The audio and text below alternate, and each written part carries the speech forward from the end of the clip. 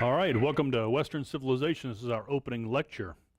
It is where we begin, and for this we begin with Western Civilization with our lecture on Mesopotamia as a starting place. So actually, when you look at Mesopotamia here, there are actually 4 cradles of civilization, and if this were a world history class, we would talk about them all. In fact, we would be talking about China along the Yellow River. We'd be talking about civilization in India along the Indus River. But for us, we're going to begin at Mesopotamia, where a civilization starts there. And then we'll also be looking at a nearby civilization called Egypt along the Nile River. But we begin at Mesopotamia. Back when I was in grade school, we would start up with Egypt. It's more interesting. But it turns out that, history progresses and archaeology progresses, and we've discovered that Mesopotamia is actually a little bit older than Egypt.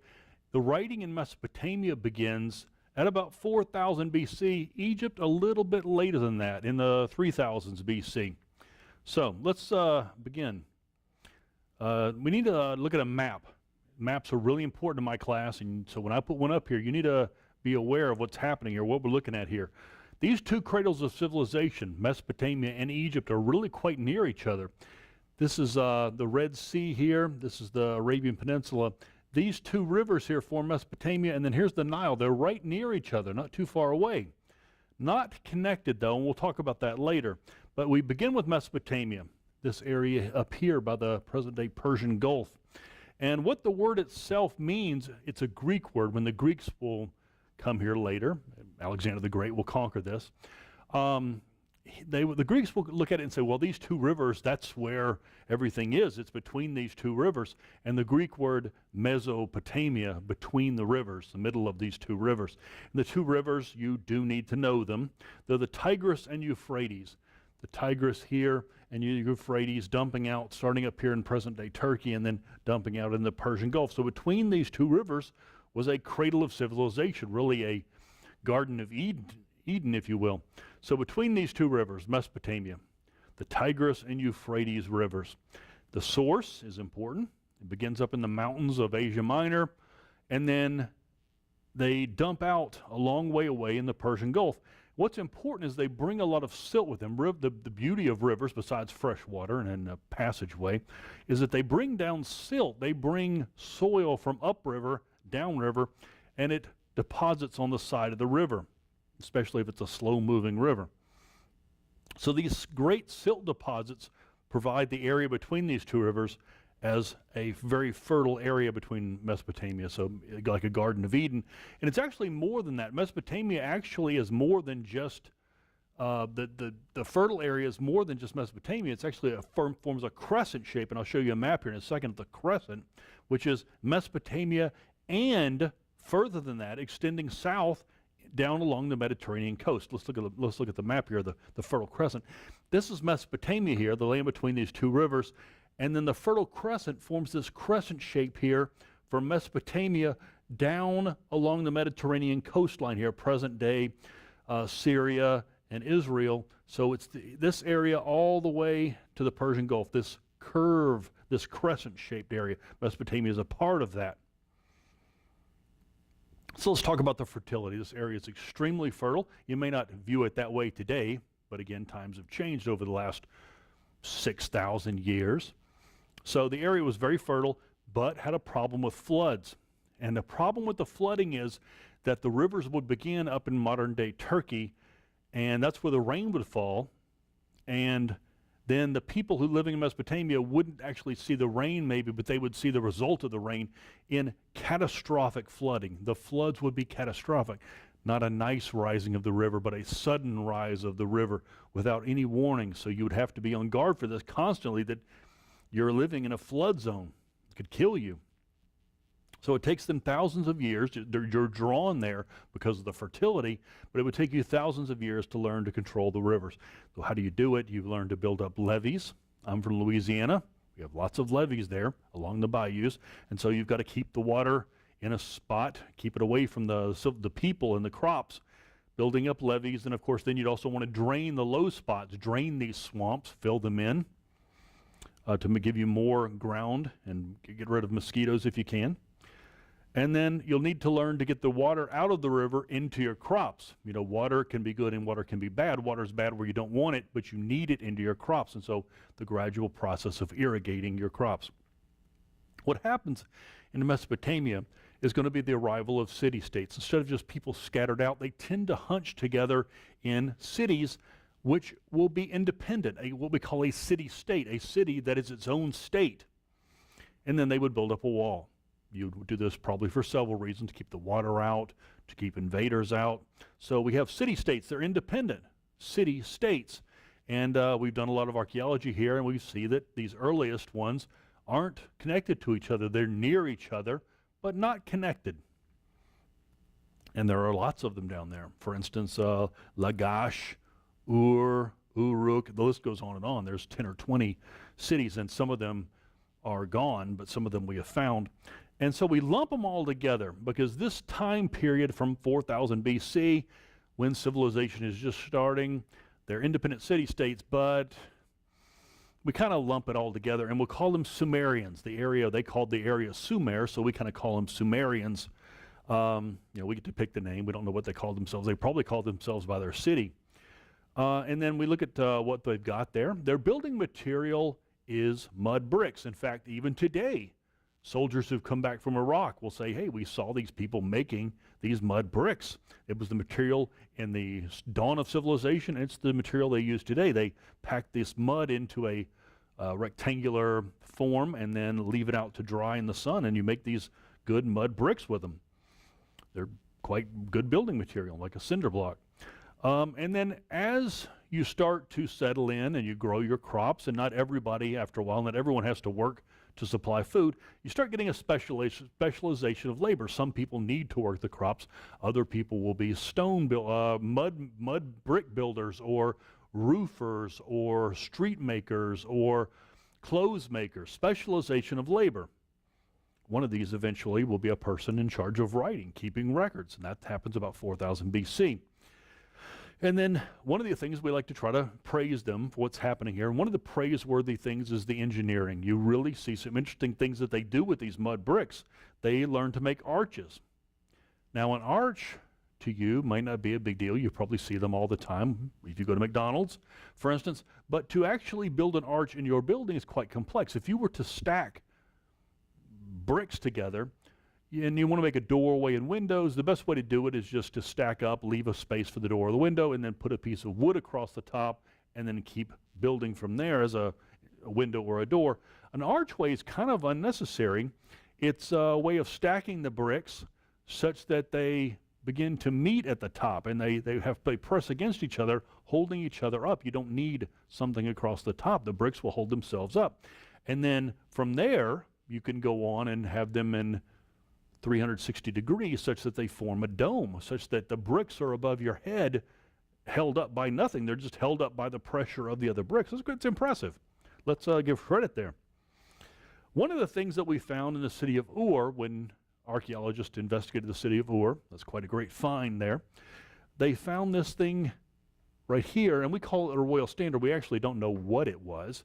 It's about 2 feet long and about maybe a foot this way, and it's got some holes underneath the bottom of it, so we think maybe they put sticks in the bottom of it to maybe carry it around in a royal procession. It's quite pretty, but it shows us a vision of society at the time. And some of the things you might notice is stratification. The upper level here is different than this level, is different than this level. Even in size, these characters are bigger, medium-sized, and smaller. These people up here are seated, these people up here are walking, and then these people up here are carrying things. So we see a stratification of society. It's all men. They seem to be shaved on the heads. Their dress seems to be a skirt, very simplistic form of covering yourself. This character here seems to be the leader, and he's talking to scribes. Those probably would have been the writing part, the record keepers here. And then these would have been some underlings, probably your aristocrats here. And this level of society, probably the wealthier men of the town. Their animals seem to be better. They have rams, they have oxen. They're delivering some goods, probably giving a gift to their king. And this level down here, they seem to be schlepping things and carrying them. And then their animal down here, these are horses. They actually have horses, but they're small and they don't seem to be really the main animal of concern. So it's kind of interesting to see their stratification, their idea of society. On the reverse side of this, and I teach a class on military history, on the reverse side of this, we would have spent a lot more time on this in a military history class, because on the reverse side of it are several pictures of armies. And this is just one of the inserts of the horses dragging a battle wagon. So there is some war, and the horses aren't big enough to ride yet. Later on, I'll show you pictures of horses when they reach the size of cavalry. Right now, they're just used for pulling things. This is a battle cart. It's not a chariot. A chariot will have just the two wheels in the front. But the point is they have wheels. When we get to the Egyptians in a second, no wheel there. These guys have wheels and armies and wagons. So they seem to be ahead of the curve, especially when we get to Egypt. One more thing I want to mention here. This was found at the city of Ur. The city of Ur is mentioned in the Bible. And the Bible mention of Ur is that Abraham, a guy named Abraham, leaves Ur. Now, the Bible doesn't have a date for him, but historians date him about 1800 BC, when this man named Abraham leaves the city of Ur, travels through Mesopotamia, through the Fertile Crescent, and will end up settling at the lower reach of the Fertile Crescent in the area of present-day Israel. He's kind of an important character, because not just his Bible story, but because the Jewish people today take their history from his son Isaac, and another religion we'll be getting to. We'll be talking about Judaism. We'll be talking about Christianity, that Jesus was a Jew. And then another version is that when the Muslims come along, and we'll be discussing the Muslims in here later, that Muhammad will say that Abraham's other son, not Isaac, but his first son Ishmael, is the founder of the Arab people. So we'll come to that later. But since I mentioned religion, let's talk about religion. We do know a lot about the religion in Mesopotamia. For instance, we know they spent a lot of time and money on their religious beliefs. And we see this because we have uncovered a lot of religious aspects and the value of them and the effort they put into these things. They must have valued religion quite heavily. They believed in gods. And this will give us the word polytheism. If you believe in there are many gods, that's called polytheism. Later on, we'll get to the idea of one God, monotheism, but these people are polytheistic. What kind of gods? Well, the gods of natural events, gods of things that happen to them. Anything that can happen to you will have a god associated with it. And when we find some of their prayers and songs and things about their gods, it seems to be one of avoiding disaster, one of not so much praising the god, but more kind of begging for avoidance of disaster. We believe they were pessimistic. Well, their view of religion is not one of optimism, but one of pessimism, one of fear. That life is a difficult life and made worse by the gods. How can you know a little bit more about your gods? Well, they're in the sky. The gods live up in the stars. And so you can find their secrets through astrology, not to be confused with astronomy. We do astronomy. We study the stars. We send out rocket ships. This is astrology, the idea that you can tell your future by the movement of the stars. And that's what they would do. They would study the stars, looking to try to see into the minds of their gods. As the stars move, different gods would take priority. Well, their place where they worship, the main place, is a step pyramid. They will take these mud bricks they're making and begin stacking them into a pyramid. They're not the most pretty thing, but they will make them into step pyramids. The first level big, the next level smaller, next level smaller. I'm going to show you pictures of the ones that we have found in Mesopotamia. They tend to be at the center of the city. This shows the priority of religion. And we give a name for these. These are called ziggurats, these step-shaped pyramids. They're not made for burial. They're made as a temple with, on top of the temple, that will be where your priest is, and that's where you'll be heading. Maybe you can see the stars better up there. So it's with a temple on top, and your priest and astrologers will be up there. Here's the one that we found at Ur, what's left of it. just about the first level of it. It might have had 3 or 4 levels on top of that. That's just the first level. The other levels have been blasted down over time. This had to be actually uncovered out of the sand, just the lower level. Here's the entrance to it, the big entrance way up the ziggurat. Here's an artist's conception. This is the first level here that we have, and then another level, another level, another level. This is the temple up top, so people would come up these stairs to visit the temple to have their star readings done. They maybe bring sacrificial animals up there and have their star reading done. You would need to bring your birth information, and the priest will tell you according to your birth sign. So we've got ziggurats with a temple on top. This will be the huge dominating building of the city. You'll have priests up there doing star readings, and then they'll be using the constellations. I kind of hinted at that, so you'll need to be aware of these constellations. In fact, that's where they come from, the constellations that we use today.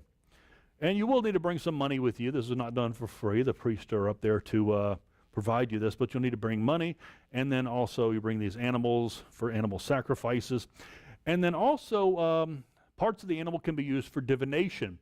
The priest can remove certain elements of the body, the lungs maybe, or some other piece to be able to divine what the gods have in store for you through animal sacrifice.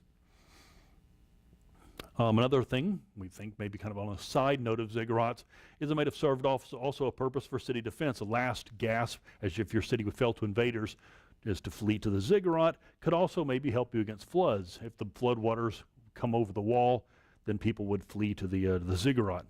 Here's a modern picture of a ziggurat. I like this one because it kind of puts everything in one picture, everything we just talked about. You see the stars in the sky, the temple on top.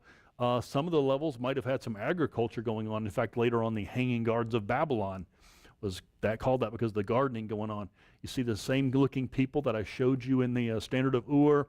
You got the oxen, horses that are small. You've got the wagons being pulled here. You have someone riding. So everything kind of encapsulated in one picture. I like that picture. Kind of sums up Mesopotamia in one shot there. And then I mentioned the constellations. There they are. You might be wondering why there is Virgo and Libra and Scorpio. Well, they're the ones who came up with these star signs, and we still use them today.